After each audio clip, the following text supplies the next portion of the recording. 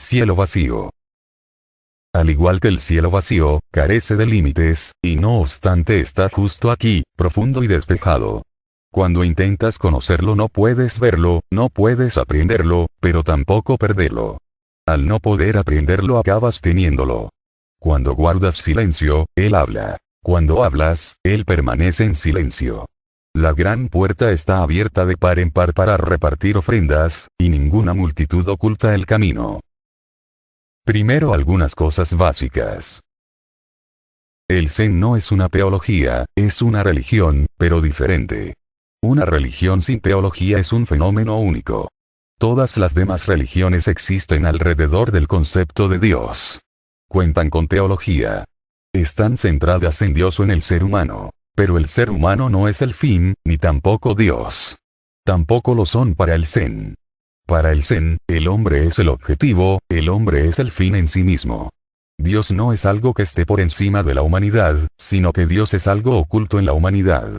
El ser humano lleva a Dios en sí mismo como potencial. Por eso en el Zen no existe concepto de Dios. Si lo prefieres, puedes decir que ni siquiera es una religión, porque ¿cómo puede haber alguna religión carente del concepto de Dios? Por eso, quienes han sido educados como cristianos, musulmanes, hinduistas o judíos no pueden concebir qué clase de religión es el Zen. Si no hay Dios entonces es un ateísmo pero no lo es.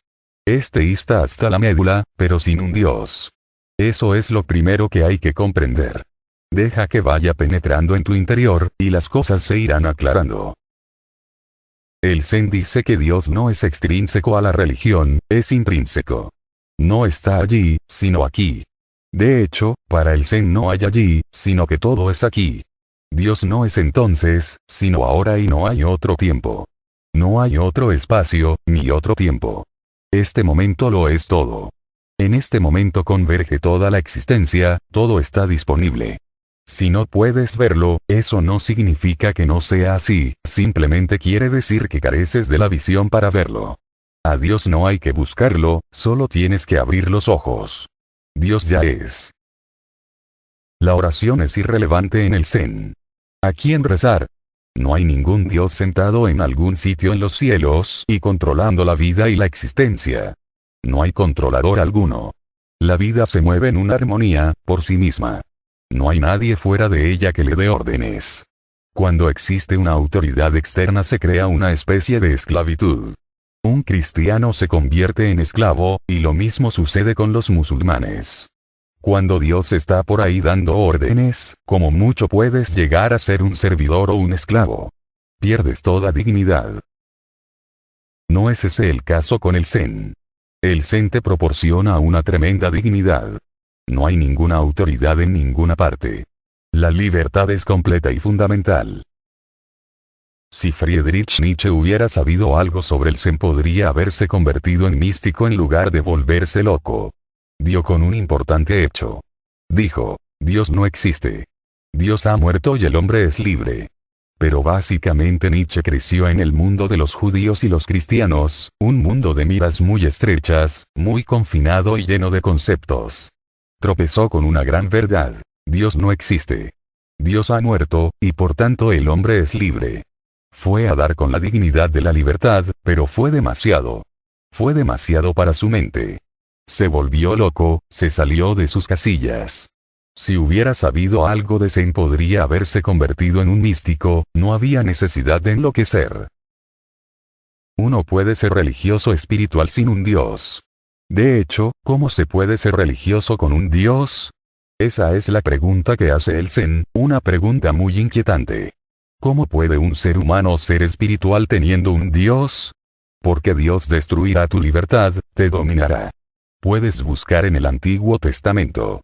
Ahí Dios dice, soy un Dios muy celoso, y no puedo tolerar ningún otro Dios. Quienes no estén conmigo están contra mí. Y soy un Dios muy violento y cruel, y os castigaré, y seréis arrojados a las llamas eternas del infierno. ¿Cómo puede nadie ser religioso con un Dios así? ¿Cómo puedes llegar a ser libre y a florecer? Sin libertad no hay florecimiento que valga. ¿Cómo puedes alcanzar tu manifestación óptima cuando hay un Dios que te confina, condena, forzándote a hacer las cosas de esta o aquella manera, manipulándote? El Zen dice que con Dios, el ser humano es un esclavo. Con Dios, el ser humano seguirá siendo un adorador. Con un Dios, el ser humano seguirá siendo un borrego, un rebaño. Con Dios el ser humano tendrá miedo. ¿Cómo puedes florecer si tienes miedo? Te encogerá, te secarás, empezarás a fenecer. El Zen dice que cuando no hay Dios existe una libertad tremenda, que no hay ninguna autoridad en la existencia. De ahí surge una gran responsabilidad. Mira, si estás dominado por alguien no te puedes sentir responsable. La autoridad crea irresponsabilidad. La autoridad provoca resistencia. La autoridad crea reacción en tu interior, rebelión, querrás matar a Dios. Eso es lo que Nietzsche quería decir, cuando afirmó que Dios ha muerto. No es que Dios se haya suicidado, sino que ha sido asesinado. Debía serlo. Con él no era posible la libertad. Solo sin él. Pero entonces el propio Nietzsche se asustó. Para vivir sin Dios se necesita mucho coraje, mucha meditación, mucha conciencia, y eso no estaba presente en él. Por eso digo que dio con el hecho, que tropezó con él, no que lo descubriese. Iba palpando la oscuridad. Para el Zen es un descubrimiento. Es una verdad establecida. No hay Dios. El ser humano es responsable de sí mismo y del mundo en el que vive. Si existe sufrimiento, entonces eres responsable. No hay nadie más a quien acudir. No puedes sacudirte tu responsabilidad. Si el mundo es horrible y existe el dolor, entonces nosotros somos los responsables, no hay nadie más. Si no crecemos no podemos echar la responsabilidad sobre hombros ajenos. Debemos hacernos responsables. Cuando no hay Dios te ves remitido a ti mismo. Entonces creces. Debes crecer. Debes hacerte cargo de tu vida. Debes tomar las riendas en tus manos. Ahora eres el Señor. Deberás estar más alerta y consciente porque serás responsable de todo aquello que suceda. Eso da mucha responsabilidad. Uno empieza a estar más alerta, más atento. Uno empieza a vivir de una manera totalmente distinta. Uno se torna más observador. Uno se convierte en testigo. Y cuando no hay más allá, el más allá está en tu interior. No hay más allá de ti mismo. En el cristianismo, el más allá está más allá. En el Zen, el más allá está en el interior. Así que la cuestión no radica en alzar los ojos al cielo y rezar, eso no tiene ningún sentido porque estás rezándole a un cielo vacío. El cielo es de una conciencia mucho más inferior que tú. Hay quien le reza a los árboles. Los hinduistas le rezan a un árbol. Muchos hinduistas van al Ganges y le rezan al río, otros le dedican sus oraciones a una imagen de piedra, muchos rezan al cielo o a un concepto, a una idea. Lo más elevado reza a lo inferior. La oración no tiene sentido, dice el Zen. Solo la meditación no es que tengas que arrodillarte ante nadie, sino que debes deshacerte de ese viejo hábito de la esclavitud. Todo lo que necesitas es sosegarte y silenciarte e ir hacia tu interior para hallar el centro. Ese centro es también el centro de la existencia. Y cuando hayas alcanzado tu núcleo más íntimo, habrás llegado al núcleo más íntimo de la propia existencia. Eso es Dios en el Zen. Pero no llaman Dios. Y está bien que no lo hagan. Así que lo primero que hay que recordar sobre el Zen es que no es una teología, pero sí una religión, aunque también aquí radica una tremenda diferencia. No es una religión como el Islam. El Islam tiene 3 pilares: un Dios, un libro y un profeta. El Zen no tiene Dios, no tiene libro y no tiene profeta. Toda la existencia es la profecía de Dios. Toda la existencia es su mensaje. Y recuerda, Dios no está separado de su mensaje. El mensaje en sí mismo es divino. No hay mensajero, todas esas tonterías están desechadas en el Zen.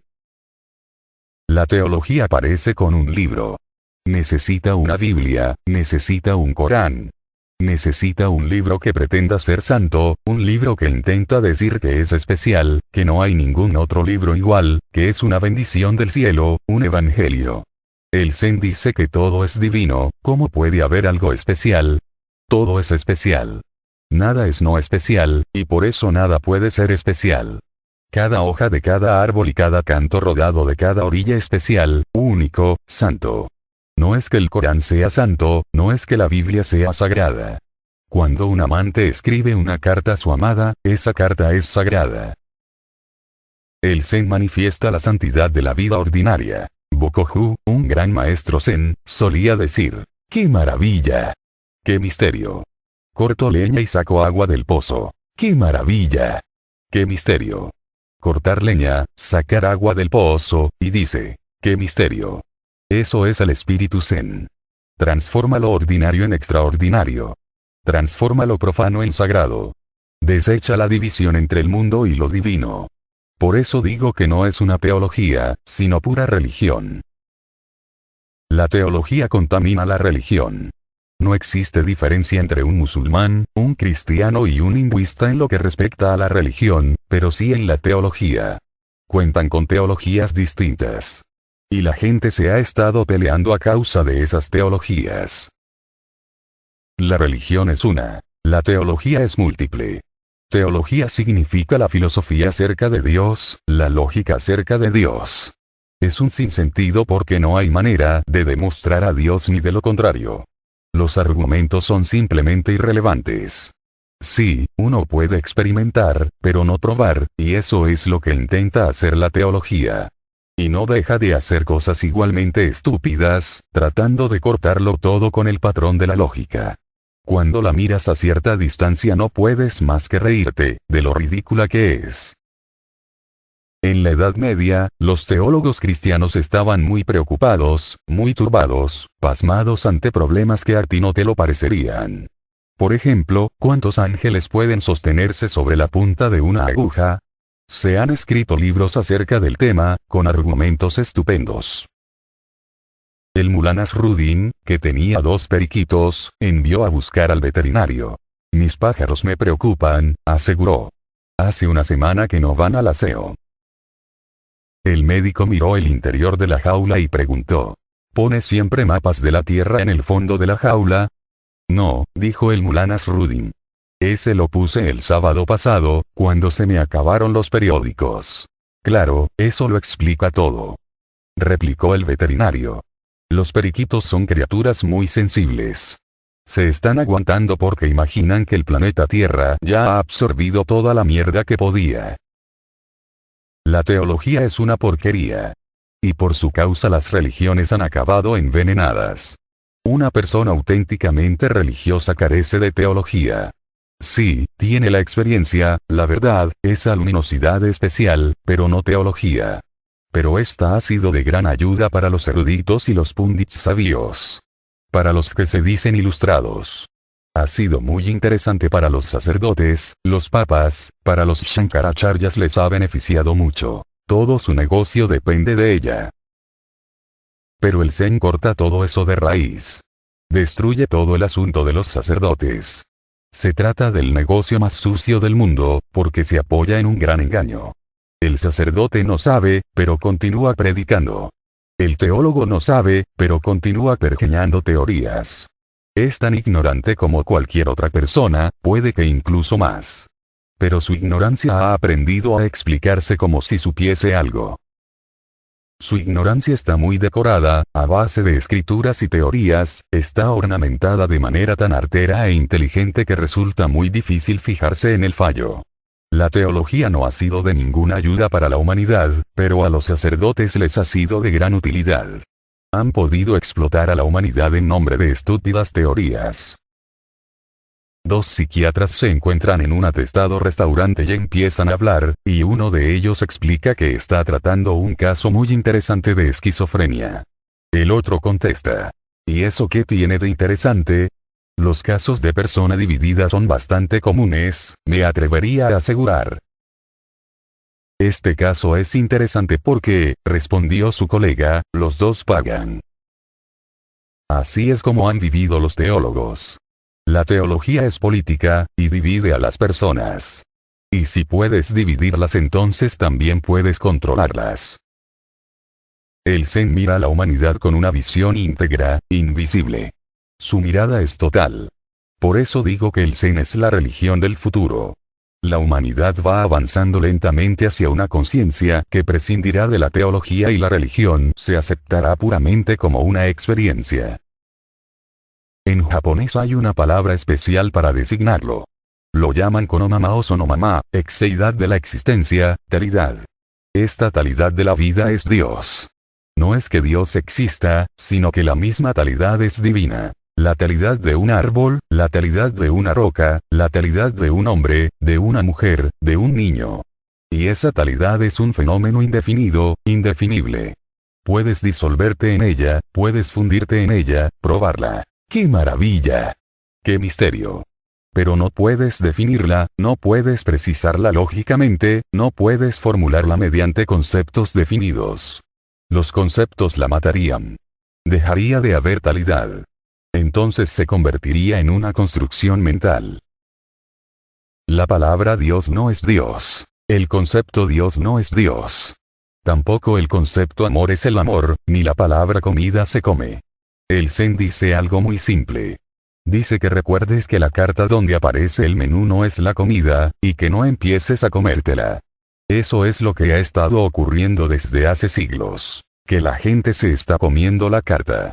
Y claro, así les va. Están desnutridos, no fluyen, no son vitales, no viven de manera total, es natural predecible. No se han alimentado de comida de verdad. Se han pasado el tiempo hablando de comida y se han olvidado por completo de lo que es. A Dios hay que comérselo, a Dios hay que probarlo, a Dios hay que vivirlo, y no discutir sobre él. El proceso de discutir sobre es la teología. Y ese discutir sobre no cesa de dar vueltas, y nunca llega a la cosa en sí. Es un círculo vicioso. La lógica es un círculo vicioso, y el Zen realiza todos los esfuerzos posibles para sacarte de ese círculo vicioso. ¿Y cómo es que la lógica es un círculo vicioso? La premisa ya implica la conclusión. La conclusión no será nada nuevo, pues está contenida en la premisa. Y también en la conclusión tenemos la premisa contenida. Es como una semilla. El árbol está contenido en la semilla, y luego el árbol dará nacimiento a muchas más semillas, y en esas otras semillas también habrá árboles contenidos. Es un círculo vicioso. Semilla, árbol, semilla y así. O bien, el huevo y la gallina y el huevo sin fin, ad infinitum. Es un círculo.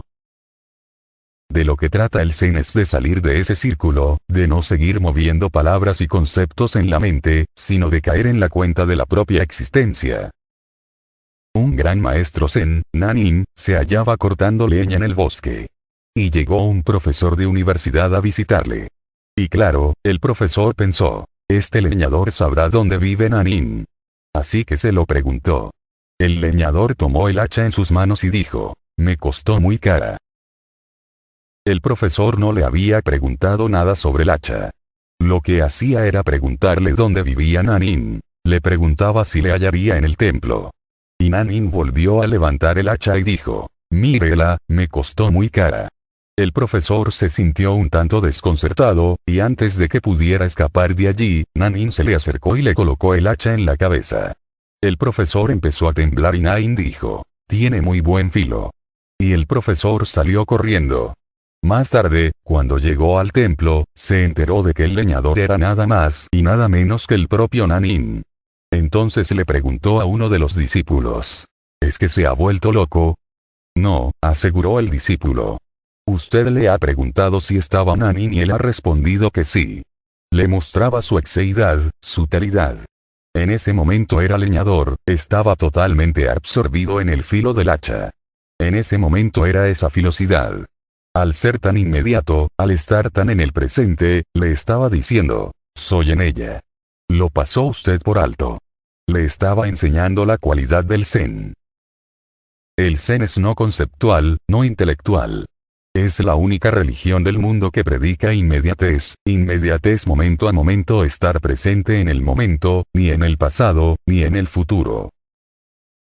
Pero la gente ha vivido entre teologías, y esas teologías les hacen ser infantiles, no les permiten crecer. No puedes crecer si estás confinado en una teología, siendo cristiano, hinduista, maometano o incluso budista. No puedes crecer. No tienes espacio interior suficiente para crecer. Estás muy confinado, en un espacio muy estrecho. Estás prisionero. Un joven predicador cogió $1000 de la caja fuerte de la iglesia y los perdió jugando en la bolsa. A continuación le dejó su hermosa esposa.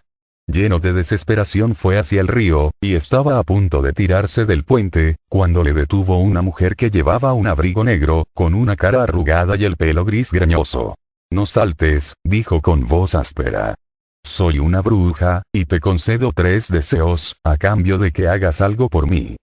No hay nada que pueda salvarme, contestó él.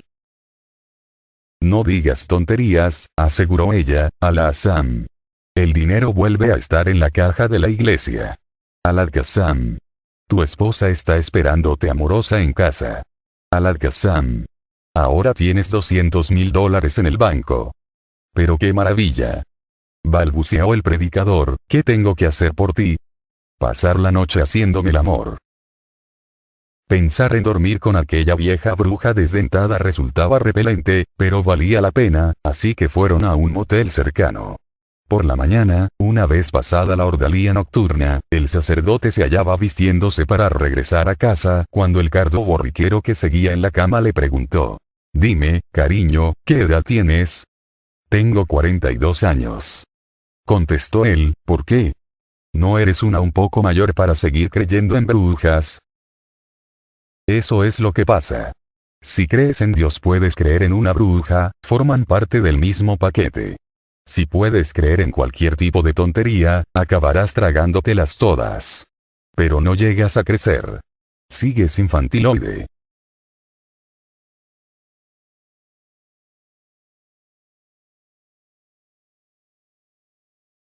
El zen significa madurez. El zen significa desechar todos los deseos y ver cuál es la situación. No interpongas tus sueños frente a la realidad. Límpiate los ojos de sueños, para así poder ver la situación. Esta talidad se llama kono-mama o sono-mama. Kono, o sono-mama significa la talidad de una cosa. La realidad es su talidad. Todas las ideologías impiden que lo veas. Las ideologías son vendas que te obstruyen la vista. Un cristiano no puede ver. Tampoco puede un hinduista, ni un musulmán. Porque estáis tan llenos de ideas que solo veis lo que queréis ver, no hacéis más que ver lo que no está presente, proyectáis, interpretáis, creáis una realidad propia y particular, que no está ahí. Eso crea una especie de delirio.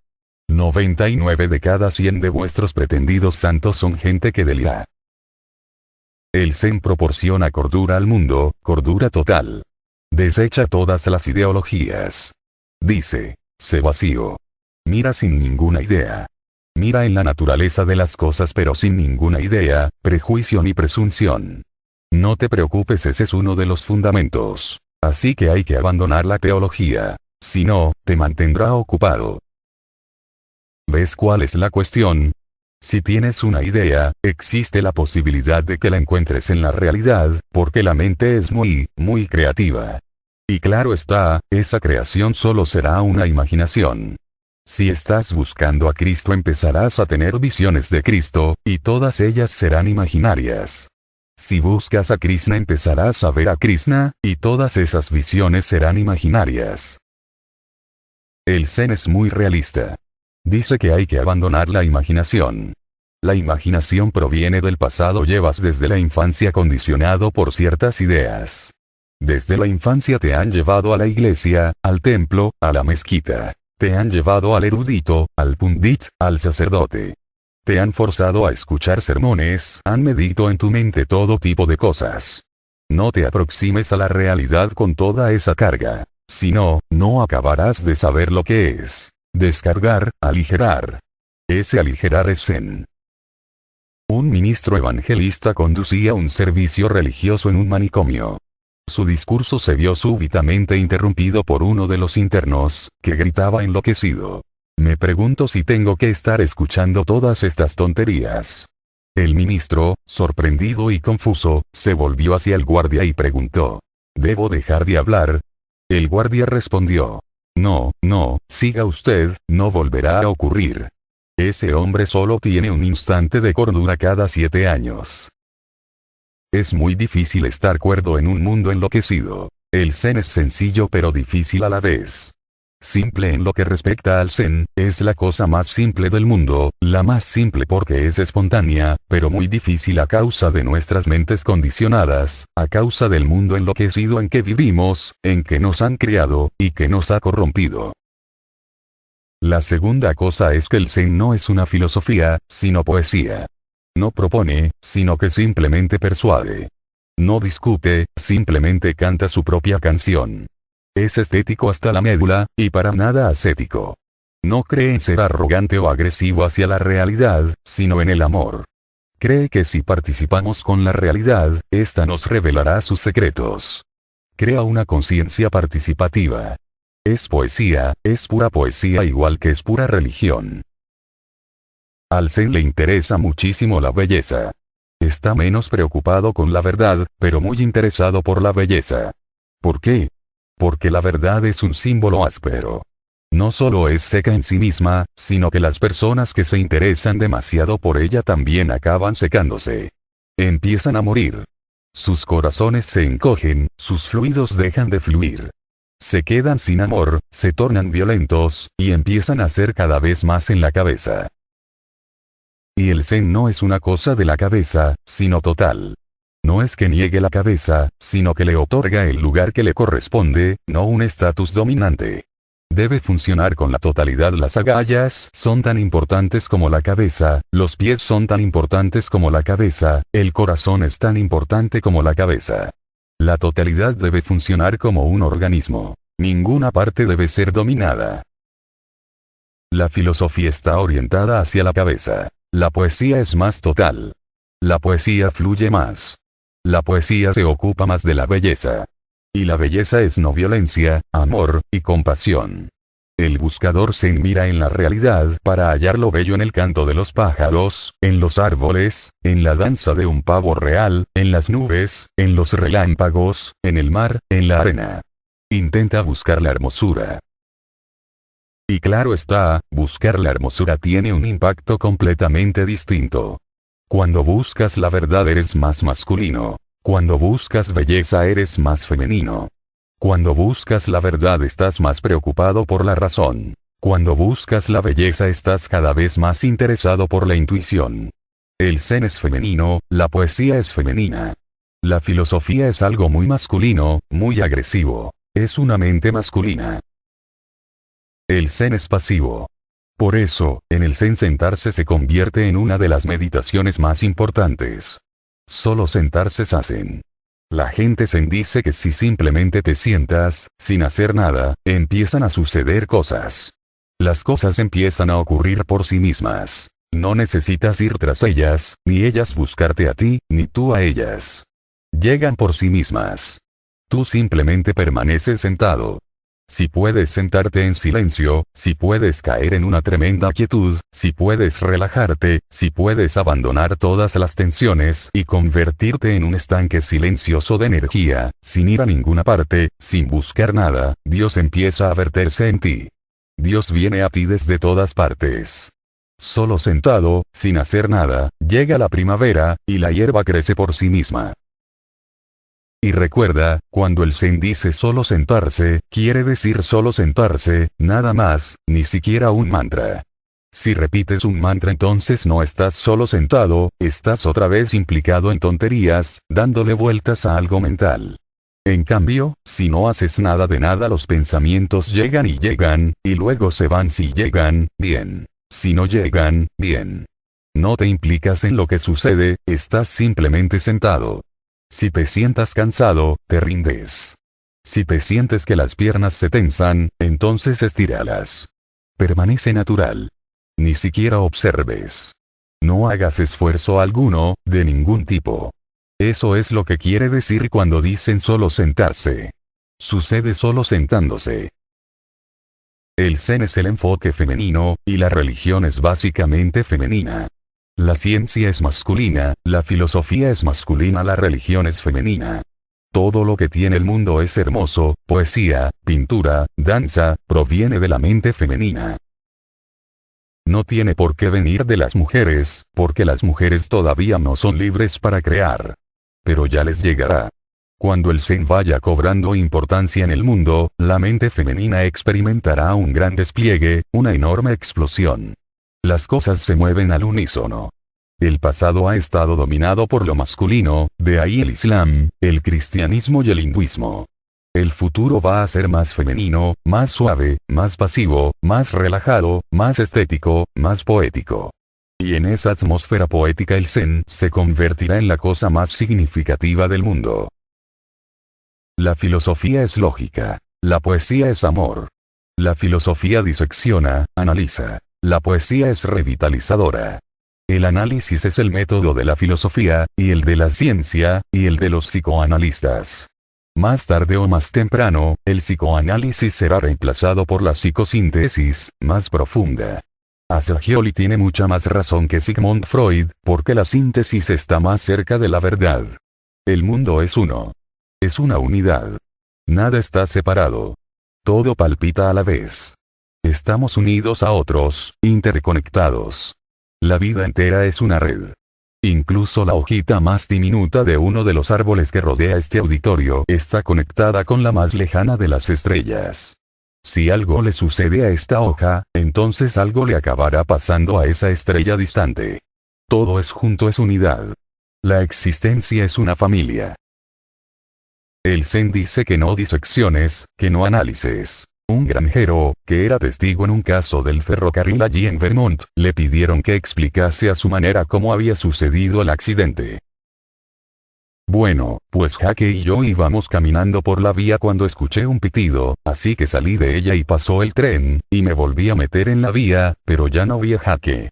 Así que caminé un poco y no tardé en encontrar el gorro de Jaque, y seguí andando y vi un de las piernas de Jaque, y luego uno de sus brazos, y luego otra pierna, y por allí, a un lado, la cabeza de Jaque. Así que me dije, carajo. Algo le ha pasado a Jaque. En lo que le ha ocurrido a la humanidad algo le ha sucedido. Al ser humano le han despedazado. Ahora hay especialistas. Los hay que se ocupan de los ojos, otros del corazón, y algunos más de la cabeza, e incluso de otras cosas. Así que el hombre está dividido. El Zen dice que el hombre es un organismo integral. En la ciencia moderna se está imponiendo un nuevo concepto. Lo denominan sinergia. Buckminster Fuller ha definido la sinergia como la característica de un sistema completo, un organismo. Un organismo tiene algo que no es solo la suma total de sus partes y se llama sinérgico. Es decir, más que la simple suma de sus partes. Cuando estas partes están unidas en un todo operativo, funcionando perfectamente, aparece un dividendo sinérgico, el tic-tac. Si abres un reloj y separas todos sus componentes, desaparece el tic-tac. Unes las partes de nuevo y el tic-tac vuelve a aparecer. El tic-tac es algo nuevo. Ninguna parte puede responsabilizarse de él. No pertenece a ningún componente en especial. El todo es el que hace tic-tac. Este tic-tac es el alma. Si me cortas la mano, si me cortas la pierna, si me cortas la cabeza, el tic-tac desaparece. El tic-tac es el alma. Pero solo permanece en una unidad orgánica. Dios es el tic-tac de toda esta existencia. Diseccionando no puede hallar a Dios. A Dios solo se le puede encontrar en una visión de unidad poética. Dios es una experiencia sinérgica. La ciencia no puede revelarlo, ni tampoco la filosofía. Solo puede hacerlo un enfoque poético, muy pasivo, muy amoroso. Cuando caes en la cuenta de tu relación con la existencia, cuando dejas de estar separado como buscador, cuando dejas de estar separado como observador, cuando dejas de observar, cuando te pierdes en ello, del todo, entonces allí, en el fondo está el tic-tac. La tercera cuestión es que el Zen no es ciencia, sino magia. Pero no es la magia de los magos, es la magia de una manera de ver la vida. La ciencia es intelectual. Es un esfuerzo por destruir el misterio de la vida. Aniquila la maravilla. Está contra lo milagroso. El Zen está totalmente a favor de lo milagroso, de lo misterioso. El misterio de la vida no debe resolverse porque no puede ser resuelto. Debe ser vivido. Uno debe subirse a él, amarlo. Que la vida sea un misterio es una gran alegría.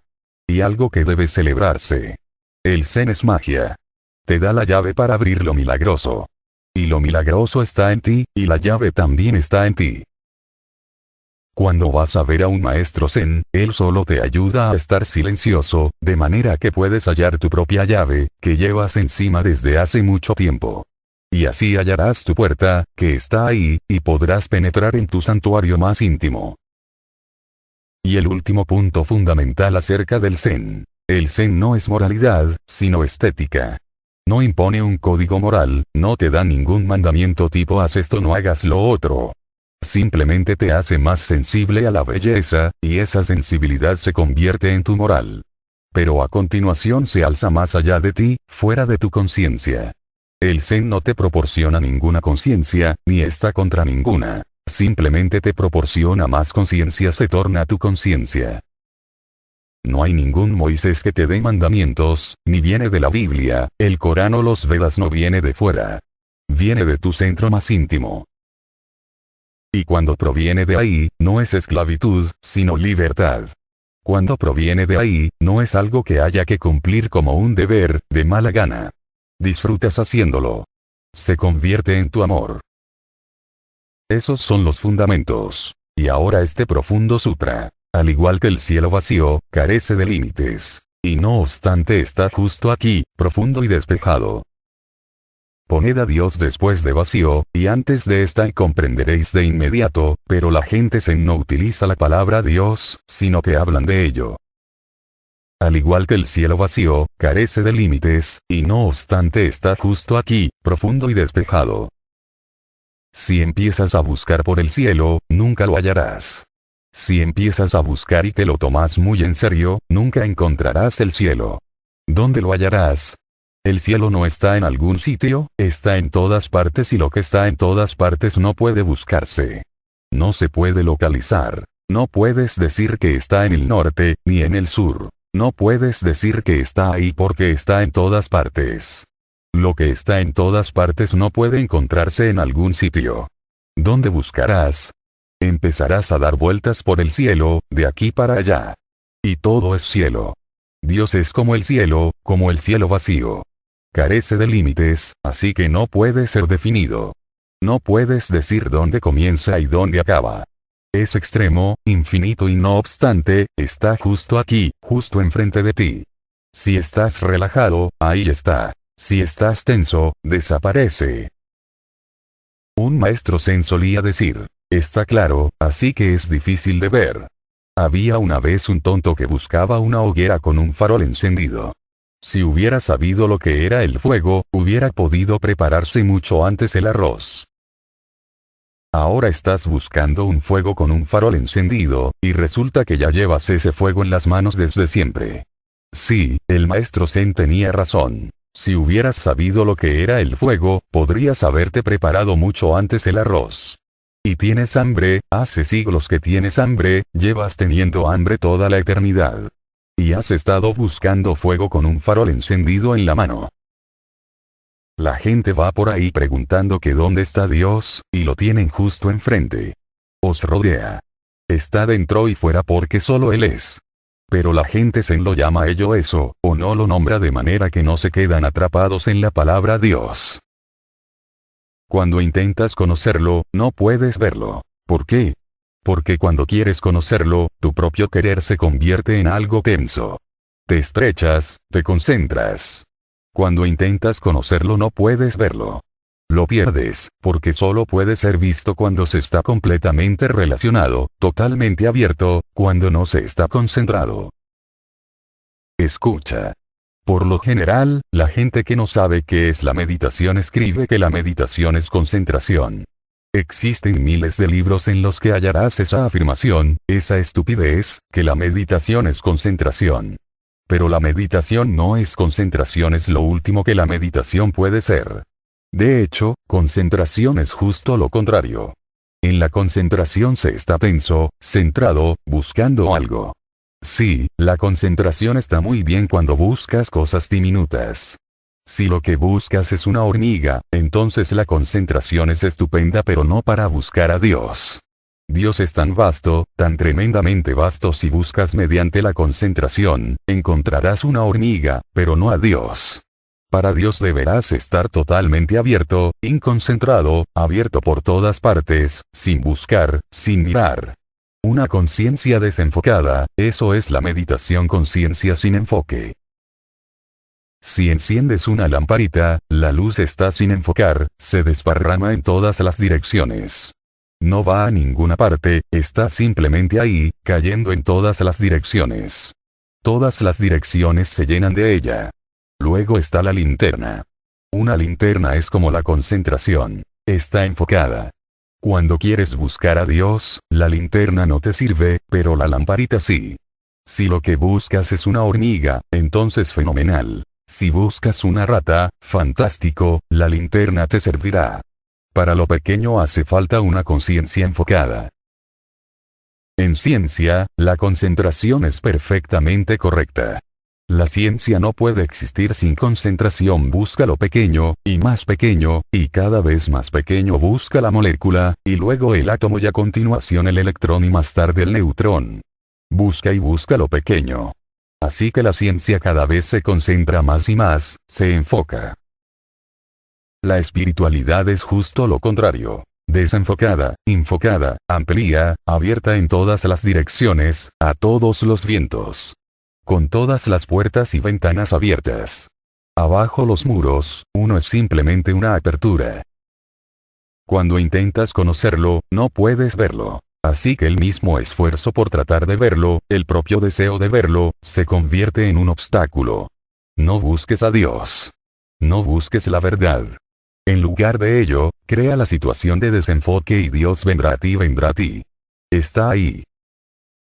Hay una anécdota muy famosa acerca de una de las mujeres más extrañas del mundo, Rabilla.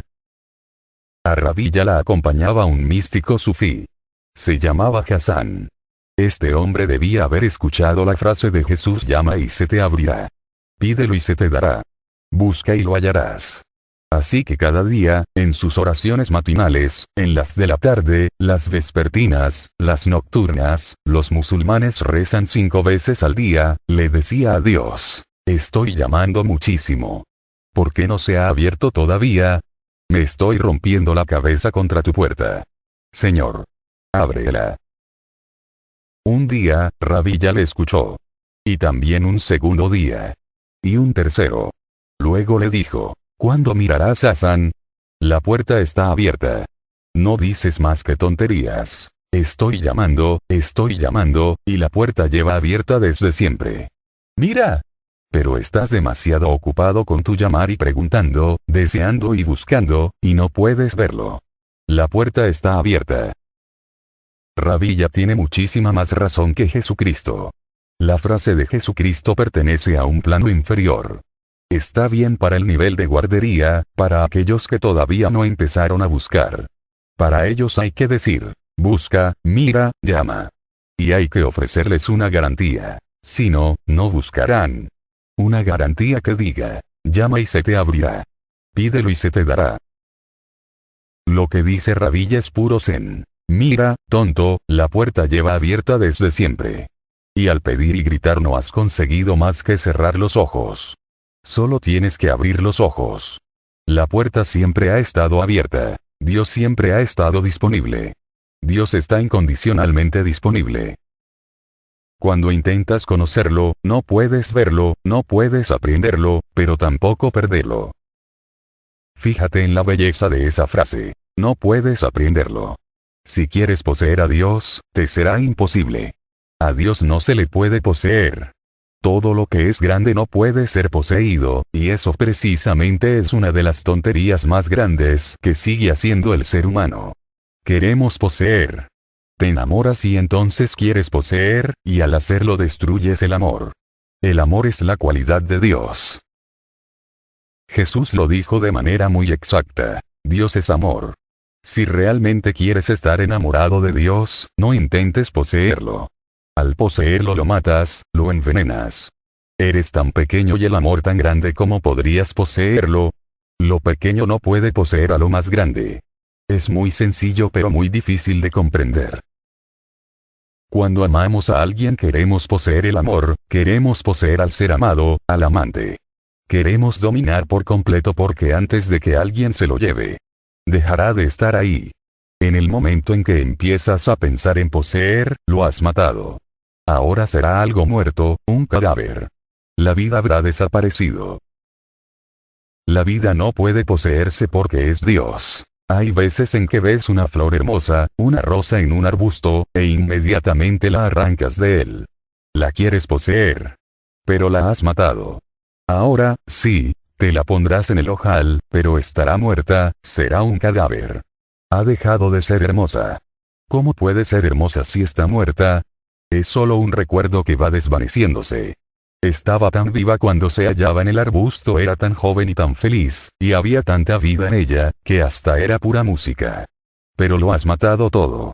Y ahora llevas una flor muerta en el ojal. Y lo mismo hacemos con todo. Tanto si es belleza, como amor, o Dios. Todo lo queremos poseer. No puedes aprenderlo, recuerda, pero tampoco perderlo. ¡Qué hermoso! Sí, no puedes poseerlo, pero tampoco hay manera de que lo pierdas. Está ahí. Siempre está ahí. Si permaneces en silencio empezarás a sentirlo. Debes sintonizar con ello. Para poder escucharlo debes guardar silencio. Debes permanecer en silencio para que la danza de Dios pueda penetrar en ti. Debes abandonar tu ajetreo, tu prisa, tus ideas de ir aquí y allá, de llegar, de convertirte, de ser esto o lo otro. Debes dejar de devenir. Y ahí estará. No puedes perderlo. Al no poder aprenderlo acabas teniéndolo. En el momento en que comprendes que no puedes poseerlo, y abandonas tu posesividad, ahí está, lo habrás conseguido. En el momento en que comprendas que el amor no puede poseerse, surgirá en ti una gran comprensión y lo tendrás, y será para siempre. No podrás agotarlo. Pero solo lo tendrás cuando hayas comprendido la cuestión de que no puede poseerse, de que no hay manera de conseguirlo. Y esa es la paradoja Zen. El Zen es el camino de la paradoja. Dice que si quieres poseer a Dios, por favor, no lo hagas y lo poseerás. Si quieres poseer el amor, no lo poseas, y ahí estará, tuyo para siempre. No puedes perderlo. No es posible perderlo. Cuando guardas silencio, Él habla. Cuando hablas, Él permanece en silencio. No podéis hablar ambos a la vez. Martin Buber ha convertido la palabra diálogo en algo muy importante en el mundo occidental. La suya ha sido una gran revelación, pero no está a la altura del Zen. Martin Buber dice que la oración es un diálogo. En dicho diálogo le hablas a Dios, y Dios te habla a ti. Un diálogo ha de contar con dos partes. Y claro está, un diálogo es una relación yo-tú. Es una relación, estás en relación. El Zen dice que eso no es posible. Si hablas, Dios permanece en silencio. Cuando hablas y provocas ruido en la cabeza, Él desaparece porque su voz es tan calma y pequeña, tan silente, que solo puede escucharse cuando guardas un profundo silencio. No es un diálogo, sino una escucha pasiva. O tú hablas y Dios no está, o bien habla Dios y eres tú el que no está. Si te disuelves, si desapareces, entonces le escuchas. Entonces Él habla desde todas partes, en cada trino de cada pájaro y en cada murmullo de todos los arroyos, y en el viento al acariciar cada pino. Está en todas partes pero tú estás en silencio. Cuando guardas silencio, Él habla. Cuando hablas, Él permanece en silencio. La gran puerta está abierta de par en par para repartir ofrendas, y ninguna multitud oculta el camino. No hay competencia, nadie bloquea tu camino, no hay competidores. No necesitas tener prisa. No necesitas realizar ningún esfuerzo. No hay nadie compitiendo contigo, ni nadie se interpone en tu camino, solo está Dios, solo Dios. Puedes relajarte. No tienes por qué pensar que lo perderás. No puedes perderlo en la propia naturaleza de las cosas. No puedes perderlo. Relájate. Todas esas frases no son más que una ayuda para que te relajes. A Dios no se le puede perder, así que relájate. No hay nadie bloqueándote el paso, así que relájate. No hay prisa porque dos no es una cosa en el tiempo, relájate. No hay ningún sitio al que ir porque Dios no está en una estrella lejana, relájate. No puedes pasarlo por alto en la propia naturaleza de las cosas, así que relájate. El mensaje de esas frases paradójicas es relájate. Puede condensarse en una sola cosa: relájate. Si te relajas, llega. Si te relajas, está ahí. Si te relajas, empiezas a vibrar con ello. Eso es lo que el Zen llama Satori. Una relajación total de tu ser, un estado de conciencia donde no hay más devenir. Cuando dejas de estar orientado hacia los resultados, cuando ya no vas a ninguna parte. Cuando no existe objetivo, cuando han desaparecido todos los objetivos y se han dejado atrás todos los propósitos. Cuando simplemente eres en ese momento de talidad, te disuelves en la totalidad y surge un nuevo tic-tac que nunca había estado presente. Ese tic-tac se llama Satori, Samadhi, iluminación. Puede suceder en cualquier situación, siempre que sintonices con el todo. Una última cosa: el Zen no es serio. Cuenta con un tremendo sentido del humor. Ninguna otra religión ha evolucionado tanto como para tener ese sentido del humor. El Zen tiene algo de carcajada, es festivo. El espíritu del Zen es de celebración. Las demás religiones son muy serias, como si llegar a Dios fuese algo muy pesado. Como si alguien les fuese a quitar a Dios, como si Dios intentase ocultarse. Como si Dios crease obstáculos a sabiendas, de manera deliberada.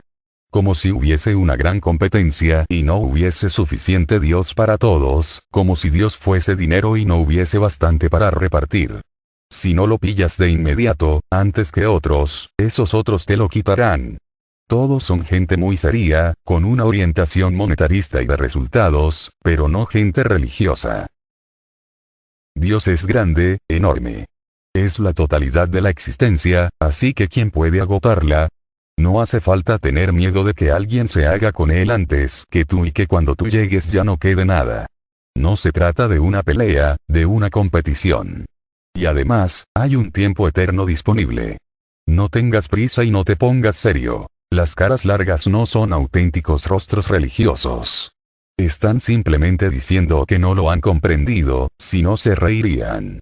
La risa es consustancial al Zen, y por ello digo que por el momento es la religión más elevada.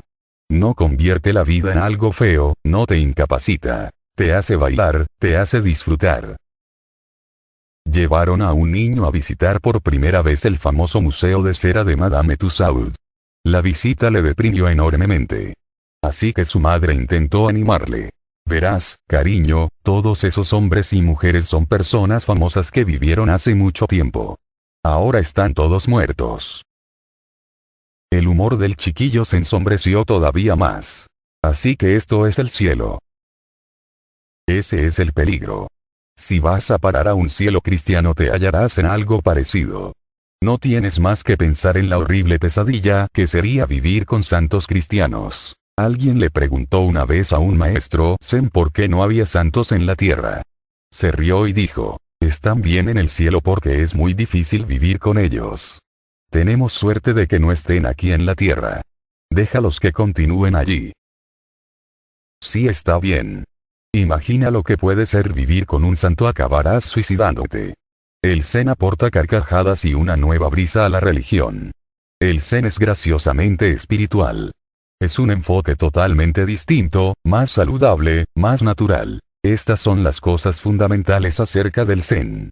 Puede que lo haya explicado con demasiada rapidez. Escucha la siguiente historia. Bob Gabardine, entrenador de un equipo de fútbol americano del Medio Oeste estadounidense, había visto perder a su equipo 8 sábados seguidos, y en la última ocasión por un humillante 52-0. En la concentración del equipo del lunes siguiente. Bob dijo con amargura: es el último partido de la temporada, así que más vale que os olvidéis de los últimos trucos que intenté enseñaros, sois unos tarugos. Repasemos lo básico otra vez. Vamos a ver.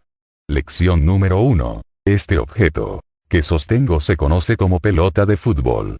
Lección número 2. Llegados a ese punto, el entrenador Gabardina fue interrumpido por un preocupado defensa que se hallaba sentado en la primera fila, que le rogó: Bob, no tan rápido. He ido muy deprisa, pero espero que no seáis unos tarugos. Confío en vuestra inteligencia.